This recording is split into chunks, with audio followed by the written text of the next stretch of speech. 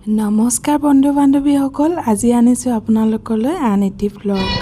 আজি ৰাতিপুৱা মোৰ ছোৱালীজনী ডক্টৰ তাতে লৈ গ'লোঁ। তাইৰ 2 বছৰ হোৱাৰ ইনজেকশ্যন এটা আছিলে, সেইটো দিবৰ কাৰণে।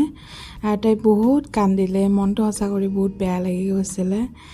অকণমান ভিডিঅ' কৰি ৰাখিলোঁ আৰু তাৰপিছত তাই ভাল হৈ গ'ল। ডক্টৰে চকলেট দিলে, খেলি আছিলে, ভালেই হ'ল। তাৰপিছত কান্দাটো বন্ধ হৈ গ'ল।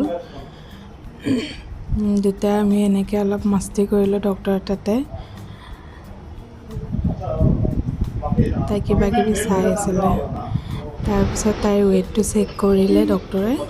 ৱেইটটো বাৰু ঠিকেই আছে, অলপমান বেছি থকা বুলি কৈছে। আৰু ঘৰত আহিয়ে লৰালৰি কৰি কি বনাওঁ চিকেনকে বনাই দিলোঁ। যিহেতু চিকেন বনালে বেলেগ একো নবনালেও হয়, সেইটো কাৰণে চিকেনেই পটাপট বনাই দিলোঁ। আৰু এইটো একদম চিম্পুল ৰেচিপি। ইয়াতে আপোনাৰ জিৰা ধনিয়া মই একোৱেই দিয়া নাই, খালি লচুন দিছোঁ, গোটা লচুন, আৰু আপোনাৰ পিঁয়াজ দিছোঁ। আৰু লাষ্টত অলপ চয়া চচ দিব লাগে, টমেটো চচ। খাবলৈ বহুত টেষ্টি হয়, কিন্তু একো বেলেগ মছলা দিব নালাগে। যদি আপুনি জটপট বনাব লাগে, এইটো চিকেন ৰেচিপি বেষ্ট হয় বনাবৰ কাৰণে। আগলৈকে মই ৰেচিপিবিলাক শ্বেয়াৰ কৰিম বাৰু আপোনালোকৰ লগত। আজি গোটেইখিনি শ্বুট কৰা নহ'ল, কাৰণ ডক্টৰৰ পৰা আহিলোঁ, বহুত লৰালৰি হ'ল। সেইটো কাৰণতে মোক দেখিছে ৰাতিপুৱা একদম কেনেকৈ গৈছোঁ, যোৱাতেও দেৰি হৈ গৈছে।